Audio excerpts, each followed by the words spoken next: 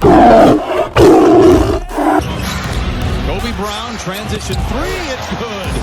Before we get going here, perhaps the next Nick Saban. Good afternoon. That's rat poison right there. That's what that is. And so I'm not gonna worry about any rat poison. I'm just gonna try to create value for myself on a day-to-day basis. Ladies and gentlemen, welcome back to another episode of Earning Our Stripes. I'm Brock Gordon, once again riding solo this week, as Ben once again was unable to record this week, and I wanted to get this out so me and him didn't have to record a double shot of this and big time talkers for the week. So I am here yet again by myself. I hope you thoroughly enjoyed your bye week. Mine was not so enjoyable because I had to watch the fucking dodo birds. So, nobody likes the dodo birds. F the dodo birds. Fuck them. Plan talk about this week. It is the week. So I'll have the emotional speech at the end playing before this game, so that'll be how we end the podcast. We got some good stuff to talk about beforehand, before we get into the preview for your Tigers this Saturday. Let's start with a soccer player from Mizzou getting named a first-team All-SEC. It's Kylie Simmons. First-team All-SEC. Congratulations, Kylie, for the soccer squad. Hey, in case you didn't know it, basketball season's literally right around the corner right now, guys. As Mizzou men's and women's basketball tip off Monday. I'll get into that a little bit later as to how much deeper. But right now, you can help vote the design that the student section will be wearing for the t-shirt. They got 4 designs right now. A zoo says ZOU, with the O being the old school tiger paw print. You got the diamonds, which is or up top it says the, and below zoo, ZOU again. The one that I personally prefer is the columns in the background with the zoo. And then probably the weakest one out of all of them, it's the outline of the state of Missouri with the tiger logo right where Columbia would be, and it says the zoo. As of recording the podcast right now, the votes currently sit at 33% paw print, 16% diamonds, 35% columns, and 16% state of Missouri. I voted for the columns because I like that one the best. Just because it looks nice. I prefer it. So there is that. We also have time reveals for next week. Not this coming week, but next week's game against Tennessee, who at the current moment is still ranked. Buckle in, because there's a lot of what-ifs here. The first one that Mizzou could have is CBS 2:30 time slot. Tennessee versus Mizzou. Ooh, beautiful, nice. Or they could have 6 p.m. on ESPN. Oh, okay, still prime time. Or they could have 6:30 on the SEC network. I know which one I would prefer. The other ones that we're competing against is Florida at LSU. 2 teams are just kind of there in the SEC.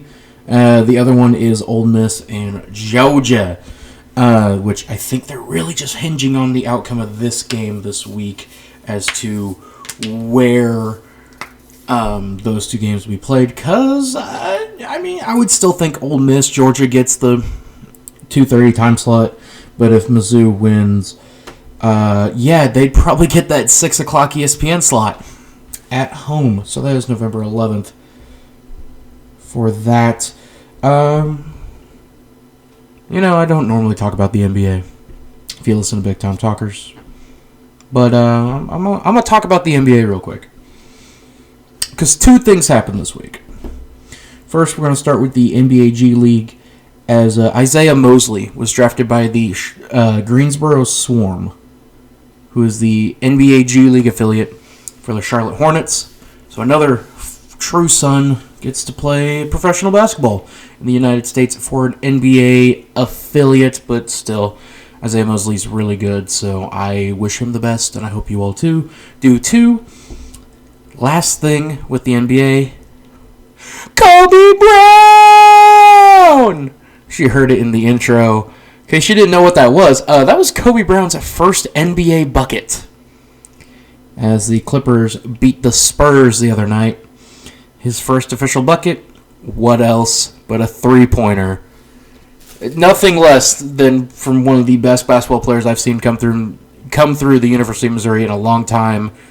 I don't count Michael Porter Jr. really as watching him too much because I didn't get to see him in person, but I got to see Kobe Brown in person. So there is that, but congratulations to both of them. Final thing on the docket here before we get to preparations for this week. We got the reveal of the 2024 Mizzou softball schedule. Just go over some interesting ones of note, shall we? How about Nebraska on the schedule? March 2nd and 3rd. UMKC, which is an away game, by the way. By the way, that Nebraska game's in a tournament. UMKC, March 6th. It says on the road. I don't know where they're going to play it. I don't know what UMKC's field is. How about Illinois? March 13th. Kansas, March 20th. Arkansas, Lordy, April 4th through April 15th or 5th through the 7th. How about April 3rd, Southeast Missouri State? Those are the ones of note, of course. Other opponents include Hofstra, George Mason, North Texas Drake, Southern Illinois, Edwardsville, Fordham, and your normal assortment of SEC games. For the full details of that, you can go check it out on the Mizzou Athletics website, where you can buy tickets for Mizzou softball and baseball for this upcoming season. But as I previously mentioned, we have Mizzou basketball tipping off this week. The men's team. We're going to start with them first. Monday, November 6th. Arkansas Pine Bluff. Your Missouri Tigers. In the brand new, renovated Mizzou Arena. Brand new. It's been renovated. New scoreboard, new seats, new everything. Friday, November 10th. We'll talk about it more next week as well, but Memphis and Mizzou at Mizzou Arena. Like I said, we'll talk more about it next week, but mention it nonetheless. That is your men's. Now I have to go find the women's because, go figure, I don't just have women's pulled up on my phone ready to go. How about an 11:30 a.m. game against Belmont? Yeah, 11:30 against Belmont. Okay, I guess the men play earlier, so yeah, sure. Indiana State then comes to Como Thursday the 9th. Before they go on the road. Again, that men's game this Monday is at 7 o'clock. Women play at 11:30 in the morning. Your Mizzou men's basketball starts at 7 o'clock. Arkansas Pine Bluff for the men. Belmont for the ladies. Before Mizzou starts getting this a little bit tougher competition. Remember, on schedule, Memphis, of course, later on this week. Or next week, Minnesota. Jackson State, Pitt, Kansas, of course. Also, Wichita State, Seton Hall, a game that me and Mr. Benjamin Doug will be at, and Illinois, rounding out the tough non-con again. Again, tough non-con from Mizzou. Memphis, Minnesota on the road, at Pitt, home against Wichita State, at Kansas, in Kansas City for Seton Hall, and in St. Louis for Illinois. Not an easy non-con for the men. But we all know you didn't come here for me to talk idly about Mizzou basketball. They're not the ones that are doing what they're doing right now, now are they? No. You came to hear me give a passionate, fiery speech about November 4th. And I don't blame you. However, do I think I could top the one I did last time? Oh, hell, probably not. But,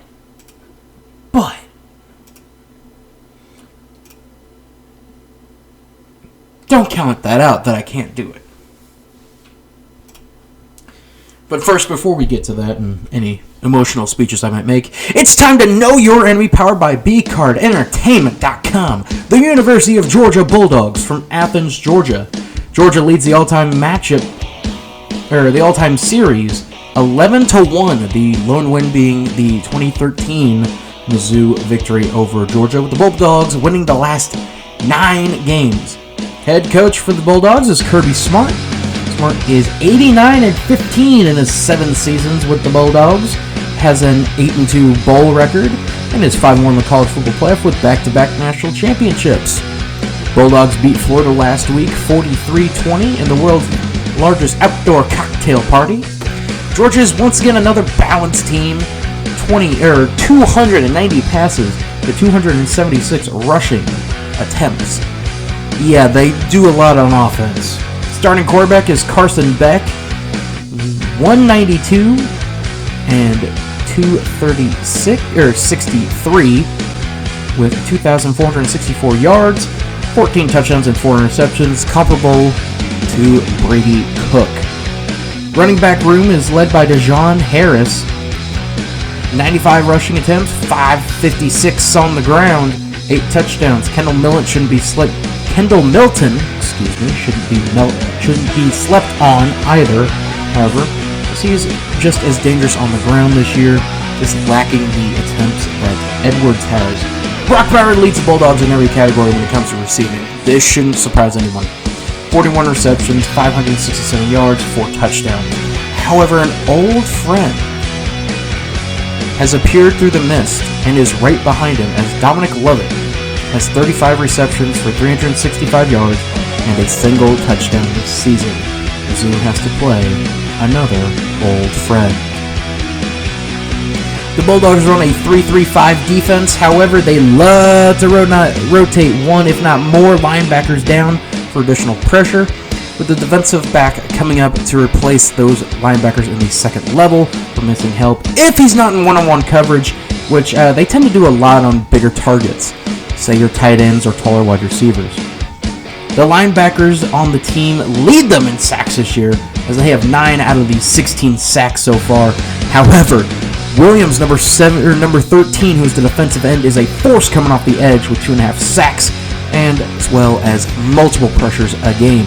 The linebackers and defensive backs lead the way in tackles for the Bulldogs, something that we've seen a lot this year. The Dogs' defense only gives up 16 points per game, while they score 39 points per game. As for your Tigers, they give up about 25 points a game and score about 34 points a game. Unlike previous matchups, we actually have 3 common opponents to look at. We'll start with Vanderbilt. Mizzou, 38-21 victory. Georgia, 30-20 victory. Both are 17-point margins, or 37-20 victory. Apologies. South Carolina, Mizzou, 34-12. Georgia, 24-14 victory. Mizzou has a plus 22-point margin on that one.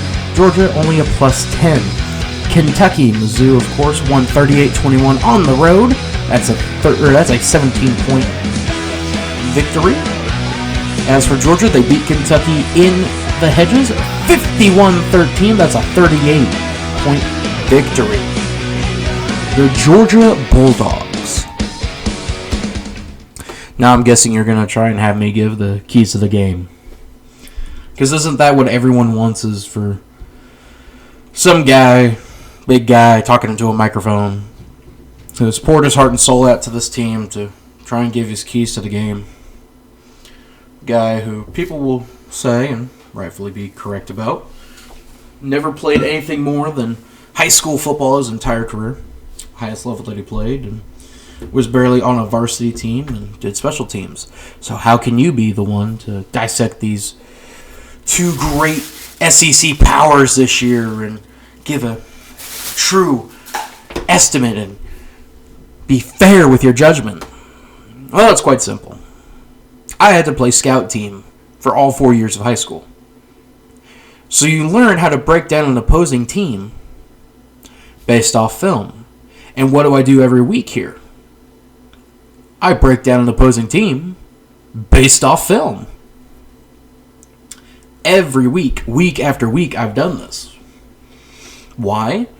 Well, because it's something fun that I can do on my days off, because quite honestly, you work 12-hour shifts overnight. Nobody's awake when you're awake.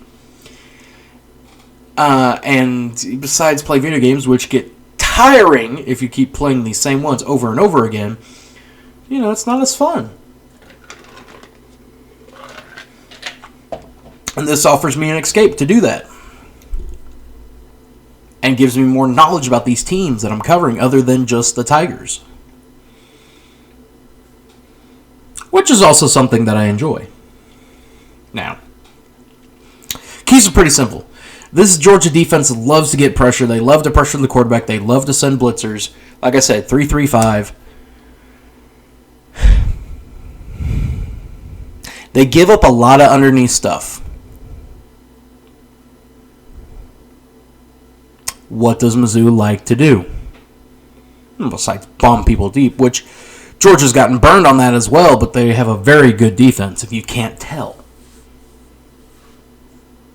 Now, some people might be saying, oh, who's the hardest opponent they've played? Kentucky? Florida? Well, I don't know. Who's Mizzou's toughest opponents this year? K-State? LSU? Kentucky? I mean, it seems pretty comparable to me.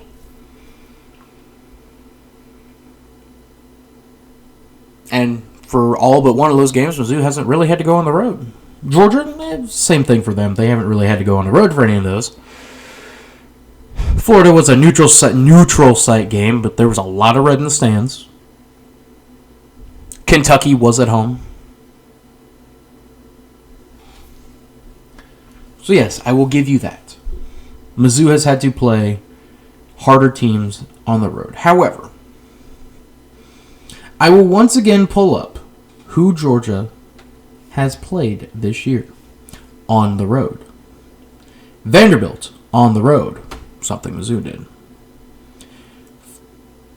Florida at a neutral site, something Mizzou has done this year. Auburn on the road. Those are the only road games that Georgia has played this year. They only have 2 more, and they are the ones to end the year. So Georgia will play 1, 2, 3, 4 road games this year. I do not count the neutral site as a road game. That is a neutral site. So 4 out of their 12 games will be on the road. They will have 7 home games. Oh my God, guess how many Mizzou had?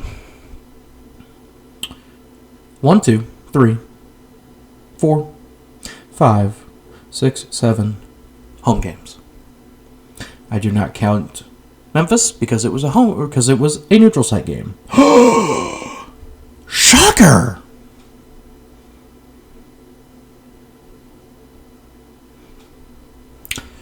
At the end of the day, these two teams are not dissimilar. The only difference is Mizzou has played 1, 2, 3 ranked teams so far this year, and Georgia has played one ranked team.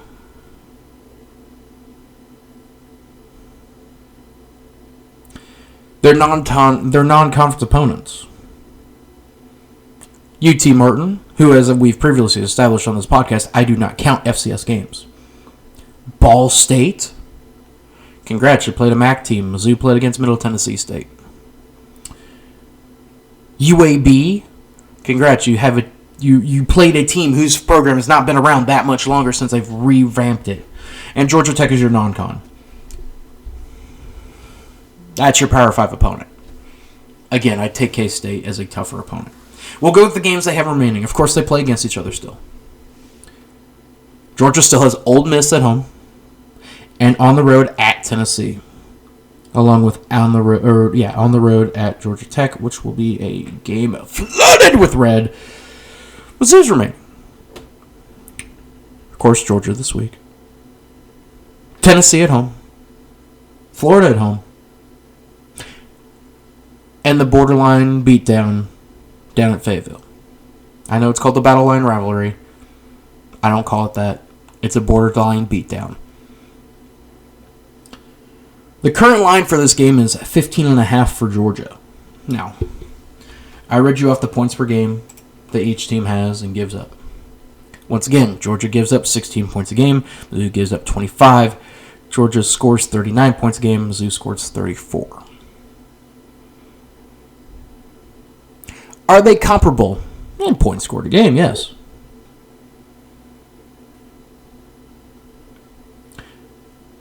I will say this. Georgia has not had to get into a shootout. Mizzou had to do that, and that was LSU, and Mizzou couldn't do it. Do I think if Johnny Walker doesn't get ejected, Mizzou wins that game? Yes, and I think we're talking about something completely different here. I think we're talking about two definite top 5, if not Mizzou creeping into as the 8 right now. That's a conversation we're having. But it's not. Georgia has a very good O-line. We've been knowing this. We've known this for as long as Kirby Smart's been there. Their defense, 16 sacks this year. Mizzou's 24 sacks. Mizzou, 7 interceptions this year. Georgia, by the way, that's times they've intercepted the ball, not the times they've thrown interceptions. Georgia,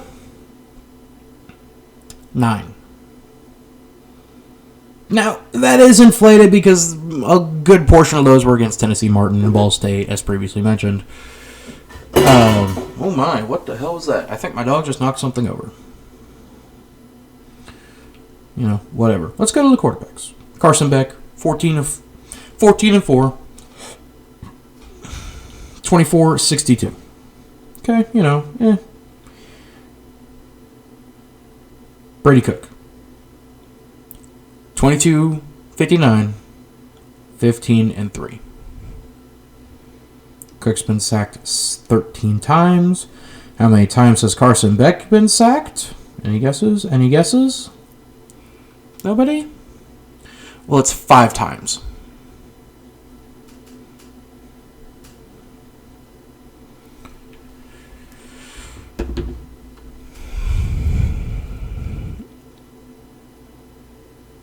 Now, I'm just going to go out and say it. Ben has Mizzou winning 28-24. Do I think he's drinking the Kool-Aid a little bit? Maybe a little bit. Do I think that Georgia's invincible? No, obviously not. We've seen that already this year.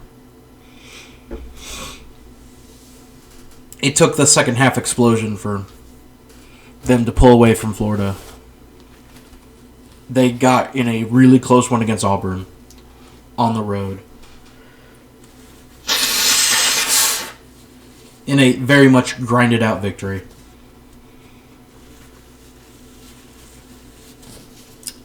They only won by 10 against South Carolina at home.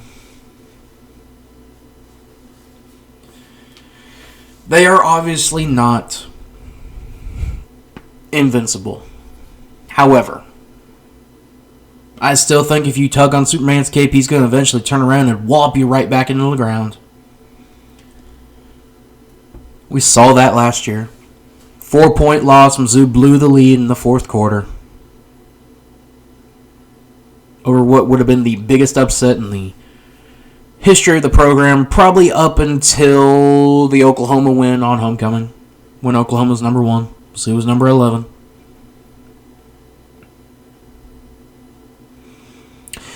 To go farther back than that, it probably would have been the Kansas win for an upset.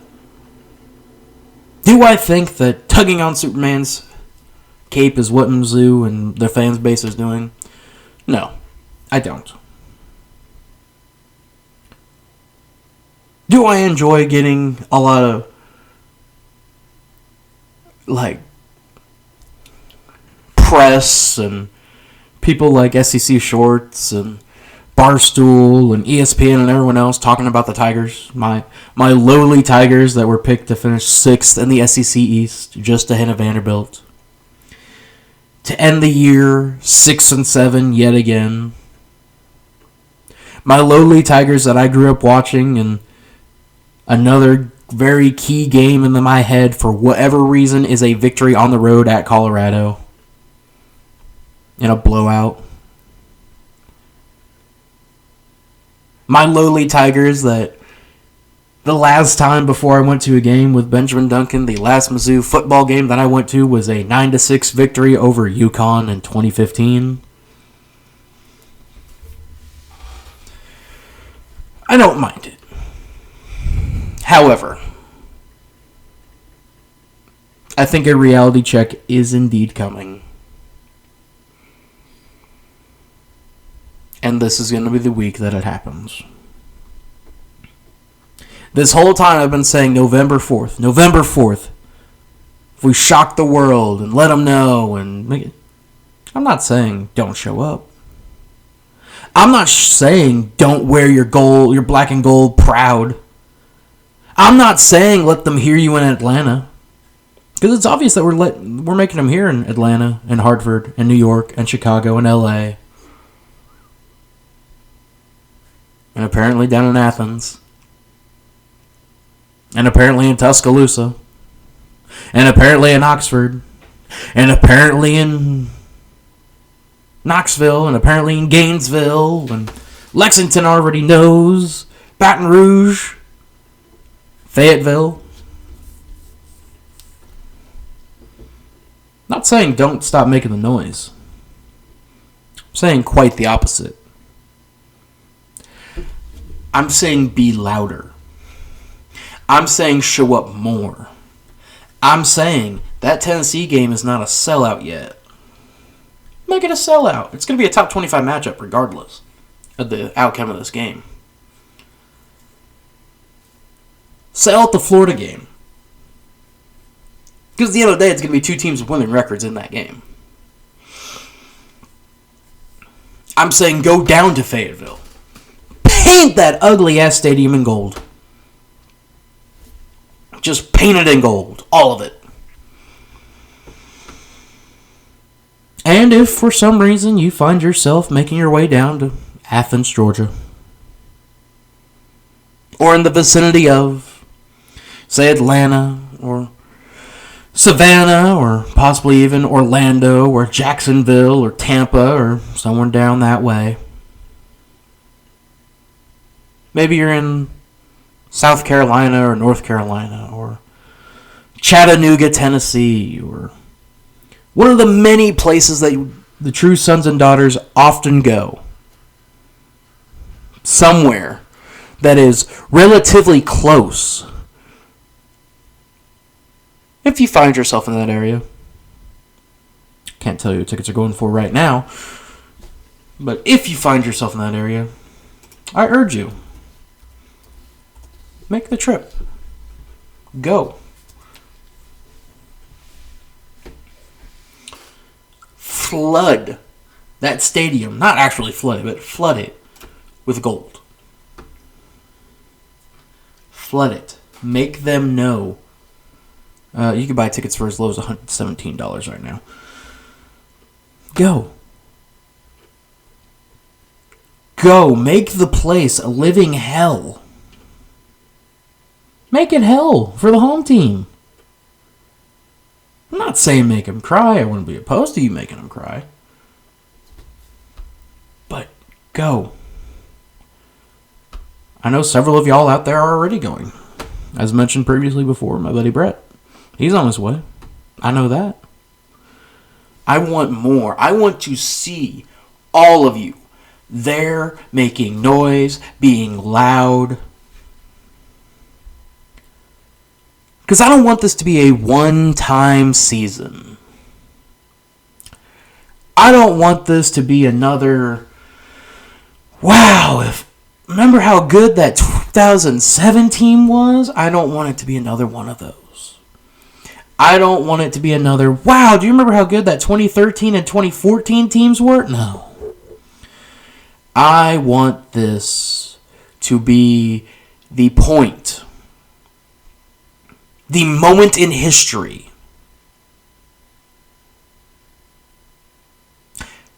that people become sick and tired of seeing black and gold at all their home games whenever the Tigers come to town. I want people to sit there and go, I hate that f***ing chant whenever you hear M-I-Z-Z-O-U.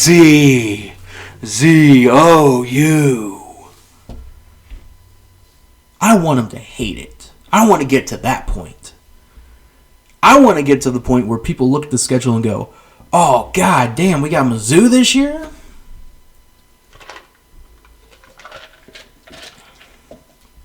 I want it to get to that point.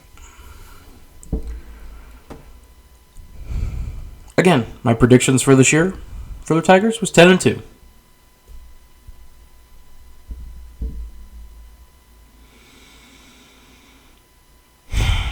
I stand pretty pat upon that.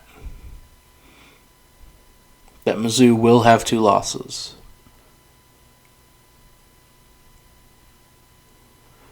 But not this fucking week.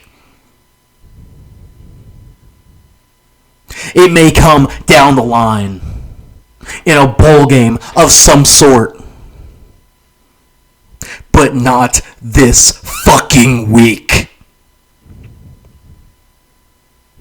Georgia is already looking over us and focusing on their next opponent in Mississippi. They're focusing on Ole Miss. They're not looking at us. Oh, we beat Missouri 9 times in a row. I don't give a fuck about them. Oh, they're ranked. Oh, look how cute the Tigers are. This is their best season in a long time. We're getting pity and sympathy from the SEC. It's fucking time to stop that and shut them the fuck up.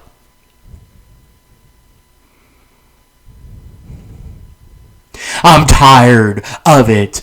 Oh, look at Missouri. They're such a good story this year. Fuck you. What this team isn't a cute little story. This isn't Little Red Riding Hood. There is one element that's similar to that. The big bad fucking big dog in the house is about to get the fuck cut up by a goddamn maniac with an axe. But his name is Eli Drinkwitz and not the fucking lumberjack. Or the woodsman or whatever the fuck he was called. Ben has Mizzou winning 28-24. I can actually read it verbatim from his text that he sent me when I asked him and I needed the score prediction. I said, I just need a score prediction from you and that's it. He said 28-24, good guys. You know what they're talking about, y'all, right now? What they're saying about us right now?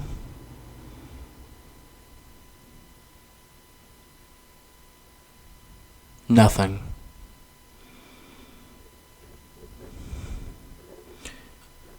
They're not saying anything. You know why they're not saying anything?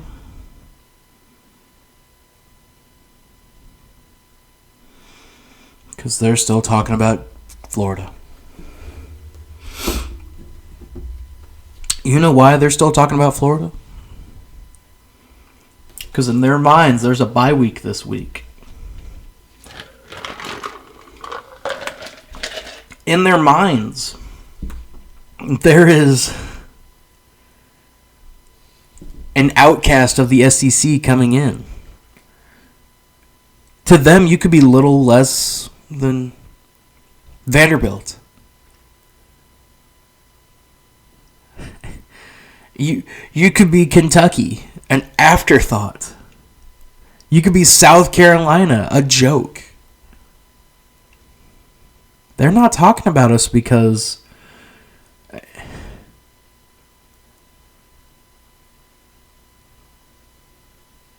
guess because they think we're not a threat.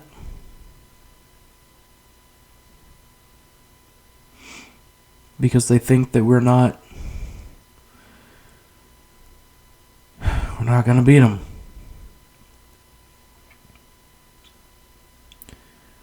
We're sure talking about them. Talking about them a lot. Been talking about them for 3 weeks now. I've been talking about them the whole season.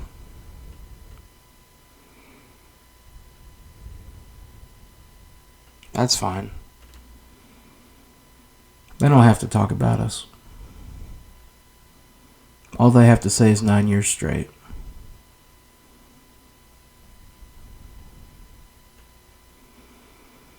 And that's valid in some points.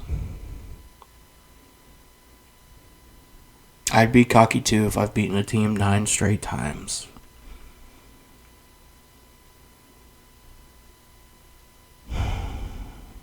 I'd be confident. I'd be overlooking them, thinking about Ole Miss and Tennessee and Georgia Tech in the coming weeks. I'd be thinking about those games as well. I'd be thinking a 38-21 victory over a team that we just beat. 51-13 is nothing. I'd think a team that won 38-21 over a team that we beat without one of our best players is nothing.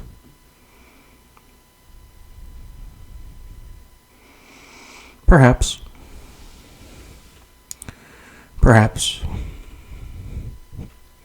I would think a team who hasn't done anything all year and they have a loss to in our own minds, a subpar team that we could destroy every day of the week. Wouldn't cross my mind either.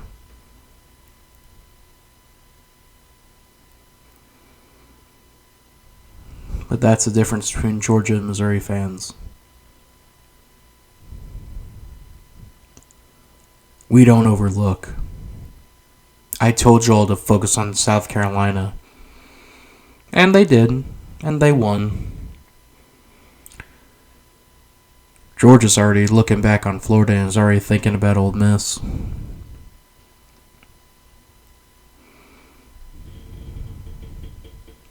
That's fine. They can do that. They have the right to. They're back-to-back national champions.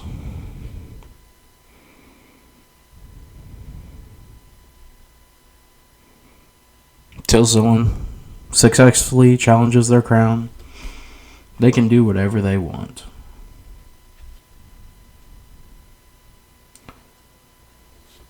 Standing pat on my 10-2. I think Georgia wins this game. I think that it is a rock fight, but I think they win. I'm going to say 41-35 Georgia. Mizzou needs to come out and punch him in the mouth first. Which, as we've seen Mizzou struggles to do, it normally takes getting hit in the mouth first for Mizzou to wake up. And like we saw in the LSU game, it's often too late.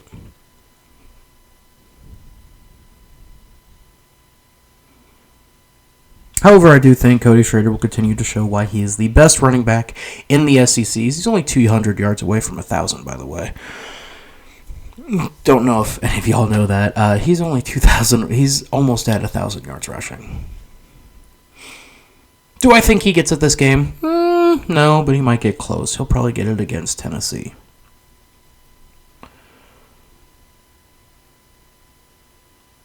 I don't think Brady Cook does Brady Cook things like last year.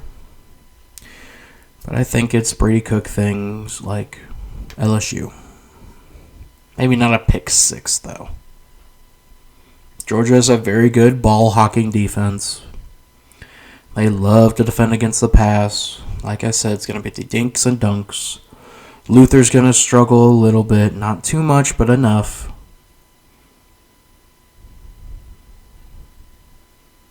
And that's what it'll come down to.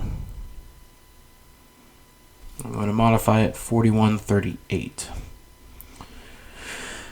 Because I think Mizzou is going to kick in one field goal this game. So, there you go. Ben has good guys winning 28-24. I have the Kings of the Mountaintop winning 41-38. Thank you for tuning in to this edition of Earning Our Stripes. I can be found on Twitter at BrockGorton99. The B and the G are capitalized on that. You can follow B Card Entertainment on Twitter at B_card ENT. The B, the C, and the E are capitalized on that. You can follow Ben on Twitter at EliteTigerSport1. The E, the T, and the S are capitalized on that. Go check out the B Card YouTube channel, which if you like seeing Ben's smiling face, he was just on a video of a vlog that we just did from the Kansas City Mavericks Wichita Thunder game.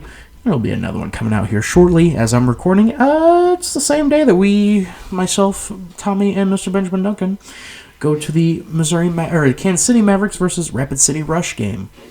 Also, Carolina Copperheads, if you don't know who they are, fictitious team that we came up with here at B Card Entertainment. They are in the ALCS, or they were. You can watch the highlights of that series against the Cleveland Guardians, or as Ben and Tommy like to call him, the Cleveland Spiders. Thank you all for tuning in this week. Pass Brock, take it away with your rant. November 4th? Yeah, I'm going to talk about November 4th now. I'm not saying who it is yet. You already know when I say November 4th. Ben knows who it is when I say November 4th. Other alumni know who it is when I say November 4th. People that aren't even full Mizzou fans, my dad, when I say November 4th, he knows who I'm talking about. People at my job, everyone. When I say November 4th, they know what it means. November 4th has the opportunity to be the day, the week, the just defining moment for the program where it's like, hey, we're not playing around anymore. We have never been the doormat. And everyone's saying, oh, Mizzou acting like this their Super Bowl. No, it's not. We're acting like this because, one, this is a team that we're truly excited for. And come November 4th, if Mizzou pulls it off, you're not going to be able to ever break our spirits. Because at the end of the day, we showed up. We showed that there was something to prove. We've been telling y'all there's been something to prove this whole year. People are just now waking up to it.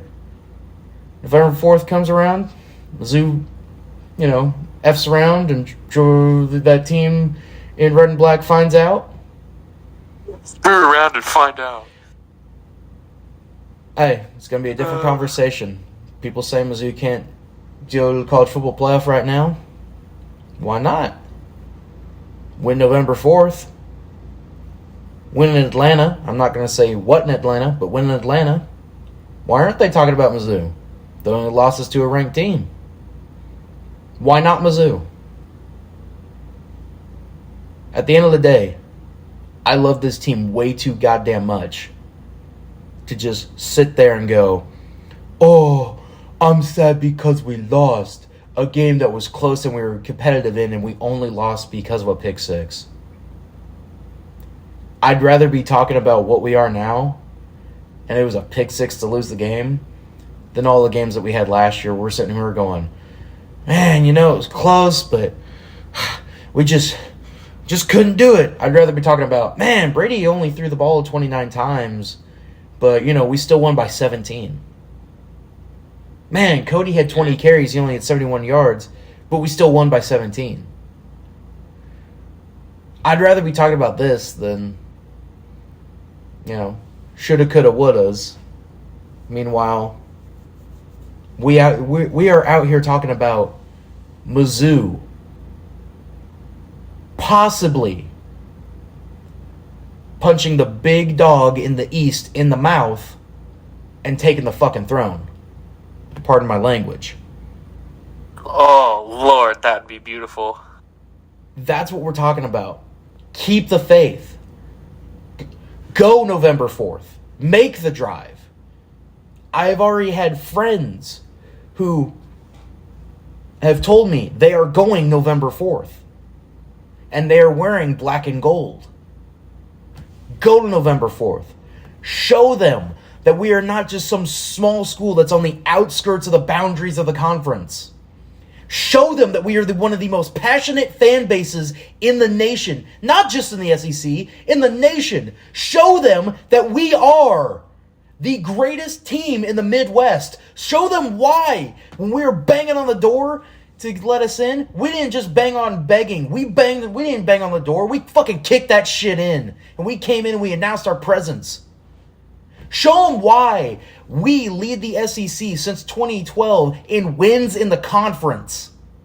Show them why we are so passionate that I get on this every week. Win, lose, doesn't matter. Blowout, win, close loss, close win against a group of 5 team. Doesn't matter. I come out here every week and pour my heart out. Pour my heart and soul into this team, into this university I didn't even attend. A university that I have an ex-fiance who graduated from and is alumnus from. A school that gave me so much heartbreak the last 4 years of my life. A school and a city that ripped everything out of me, but I still kept coming back to it. I still kept coming back, and it was for one reason and one reason only, and it was the Missouri Tigers. Show them why there are people like me, like Ben, like my buddy Brett, like my buddy Chris, like my buddy Taylor. Shout out to all of them, like Noah who listens every week. Show them why we are who we are. Because come November 4th, I don't want it to just be, boy, Mizzou played really close. They gave them the closest game they've had all year. I don't want it to be that. I want them to be sitting there going, damn, them Tigers are real. Damn, that fan base really cares. Damn, them motherfuckers actually showed up. Damn, they just stole our fucking crown because we're resting on our laurels. Damn, we overlooked another team that we shouldn't have. Damn, they're not the bottom feeder. Because we never were. We ain't coming to the conference hat in hand. We came in riding off whooping the ass of the Big 12 for the past 5 years. We came in kicking the shit out of that team across the state line for the past 6 years. We came in beating the fuck out of the team to the east up there in a fucking no-name city for 7 straight years. We came in after putting a whooping on the team down south in a bowl game. We came in beating the hell out of Oklahoma at home. We didn't come in quietly. Come on November 4th, I don't want anyone to come in quietly either down there. Same thing with this weekend. It's homecoming. If you are anywhere available to go to that game, I urge you, I beg you, I plead you, go. Show them why. November 4th, 7 o'clock game on ESPN. College game day, down there. Show them why. Show them that we ain't playing around no more. We're tired of being overlooked. We're tired of hearing that team from the West going, oh, we were ranked last week and you weren't. Tired of it. It's over. It's Mizzou's time now. Show them that. Show them that the black and gold attack. We ain't going nowhere. Show them that the M-Rock Nation is as strong as ever. I want to hear MIZ chants so loud in that stadium every week, the rest of the year, that they hear us all the way up in Connecticut, all the way in California, all the way in New York, everywhere. Most importantly, I want them to be able to hear us in Atlanta. We're done. No more 11 o'clock kicks when we're ranked as a team. No more 2:30 homecoming games. Nah, we done with that shit. We coming now. This is Mizzou. We ain't playing no more. And just as slowly as surely as that rant went on, and so is this podcast, I've been Brock Gorton, and we've been earning our stripes just as slow. Have a great week, everybody. It's Bulldog Week, M-I-Z.